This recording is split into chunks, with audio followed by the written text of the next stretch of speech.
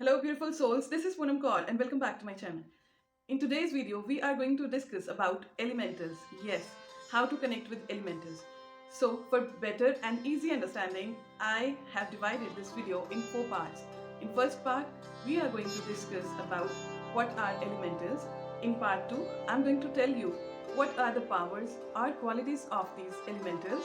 In part 3, I'm going to tell you how to connect with these elementals, and in part 4 I'm going to give you certain warnings before connecting and working with these elementals. So without much ado, let's jump to the topic. On to the part 1. What are elementals? These are the beings of consciousness that live in nature. As we all know, this whole nature, this whole earth is made up of elements, and we also know that this body is also made up of elements. So here we are going to discuss elements based on classical element perspective. So we will be talking about 4 major elements: earth, water, air and fire. We can also call them the spirit of nature. Yes, they live in nature, but they are not visible to us. But we can very much and very well connect with them through certain practices, right? So, on to the part 2. What are the powers or qualities of these elementals? The earth element is also known as the gnomes. Yes, you must have heard about it in fiction movies like Harry Potter, Lord of the Rings and all. So, these gnomes are the spirit of earth element, right? The major power or quality of gnomes is that they can help you in obtaining material wealth. Yes, they can give you riches, they can give you money and everything that is associated with earth. The material wealth is all that they give you. But here we have to be very careful before inviting them in, before invoking them, that after your work is done, you have to send them back and set them free for their own work.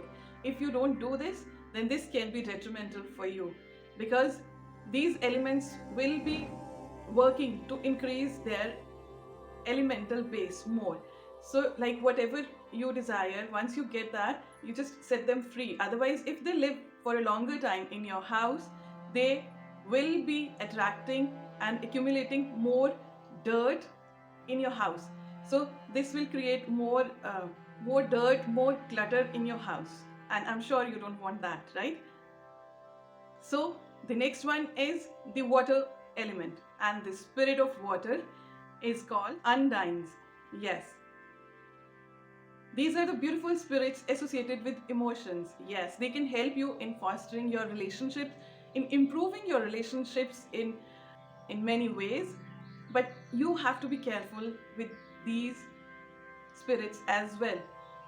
And why so? I'm going to reveal this in the 4th part of this episode, where I'll be giving you the whole warnings about working with them, right? So the next element is the air, and the spirit of air is known as sylphs. Yes, they are associated with intellectual pursuit. They can help you in giving ideas that can help you grow in your life. They can also influence the mind, yours and others. They can teach you things and help you shift your perspective, and also help you to shift other people's perspective as well. So the next element is fire element. This is the most dangerous element, and the spirit of fire is known as salamanders. They are related to the fire energy. If you have any issues, any problems in gaining courage and do something, then this spirit can help you in that. But mind you, it is again the most powerful and most dangerous spirit of all. So be very careful while working with this spirit. With this, we have come to the part 3, that is how to connect with these elementals. I'm going to tell you 4 ways to connect with these elementals. So first and foremost is your desire and intention to connect with these elementals is most important. Have a clear intention and desire to connect with them, and only then they will show themselves to you. The second way in which you can connect with them is that leave a part of your yard totally wild, absolutely wild, because these are the nature spirits and they live in nature, and they would love to live in the part that is still wild and that is untouched by us human beings quite often, right? So I have also left a part in my yard absolutely wild. That's where I go and connect with them. I love to sit there and meditate and then connect with them. And trust me, they will show themselves to you if you follow your practices religiously and with good intentions. This is the view of my backyard, which is left totally wild.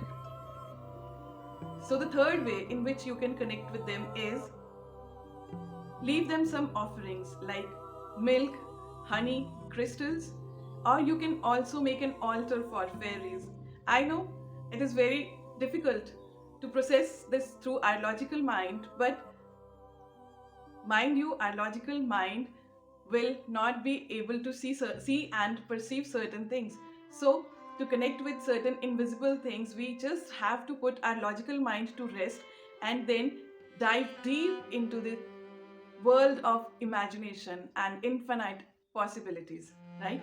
You can also take help of kids to create a beautiful altar where you have certain rooms, you have certain offerings, beautiful stones, and some crystals.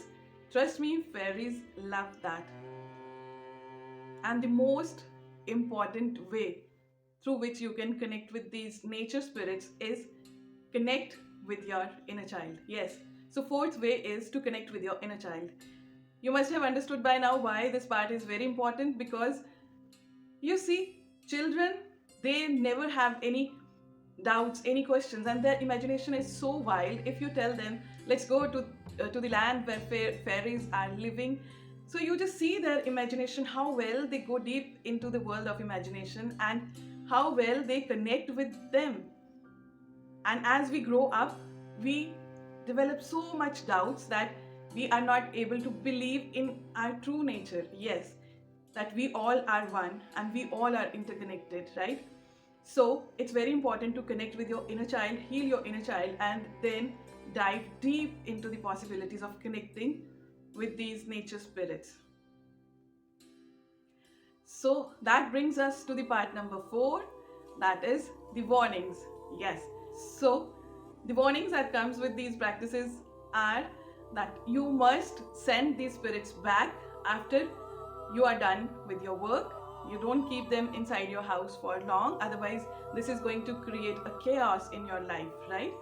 Point number 2 is that if you are using a particular spirit, like if you use water spirit to create some spells, especially if you see the love spells, that can be detrimental also. This will work, certainly work, but this is going to be a disaster later on.